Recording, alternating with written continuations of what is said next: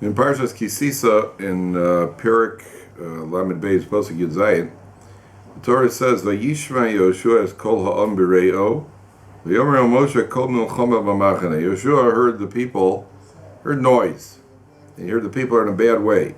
And Yoshua says to Moshe Rabbeinu, "I hear the sounds of war in the camp."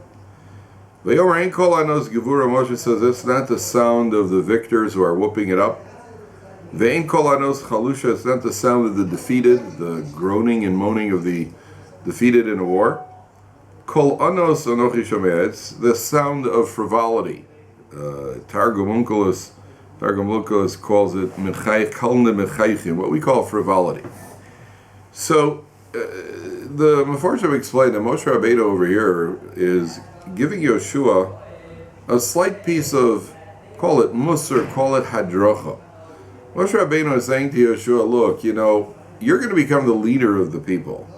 And as a leader of the people, you have a responsibility to be able to distinguish between what sound, quote unquote, the people are making. Sometimes there's mumbling, there's grumbling.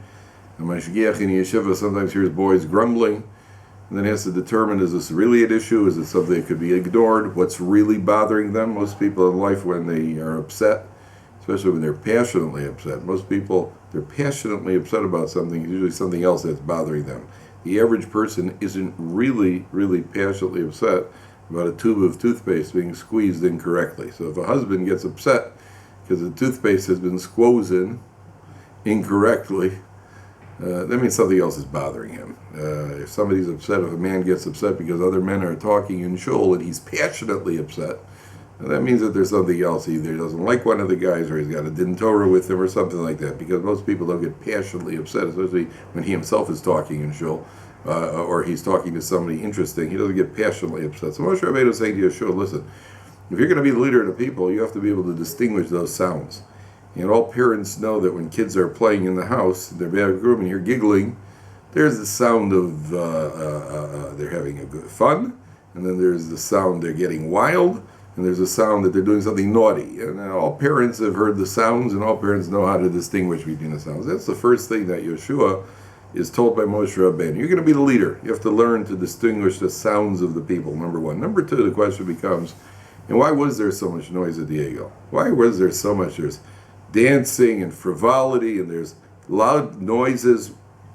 Why? And the answer is that in general in life, when you're trying to convince somebody of something rationally, you take that person into a quiet room and you have a discussion and you explain to them in a quiet room. Do you understand why this is important? Do you understand why Torah was given at Sinai? Does he understand how we know that we don't come from gorillas? Anything you're trying to discuss with people, you take into a quiet room and you discuss rationally. When it comes to doing something that you shouldn't be doing, the first step is to drown out all rational thought. The noise at the Egel represents the idea, by the Egel itself, first of all, loud beating noise, probably music. They were dancing, says Mecholos. They were dancing. First thing you do when you walk into a club is any club in the world, there's a loud beating sound. And the beating sound prevents people from engaging in rational thought. Once the rational thought is set aside, then people can then behave in any way that what they would really like to do. The Egel represents, the noise at the Egel represents the lack of rational thought. It's being blocked out. By extension, we live in a society with lots of Egel Azovs all over the place. And the society makes noise over certain values. The society makes noise over certain issues. The importance of material accumulation, the importance of upgrading, the importance of a new car, the importance of a vacation. And the more noise that's made about it, the more it prevents the rational thought. Any rational thinking human being understands. I'm around for 70, 80, maximum 90 years. I'm going to turn into worms, and I should spend my life accumulating material possessions.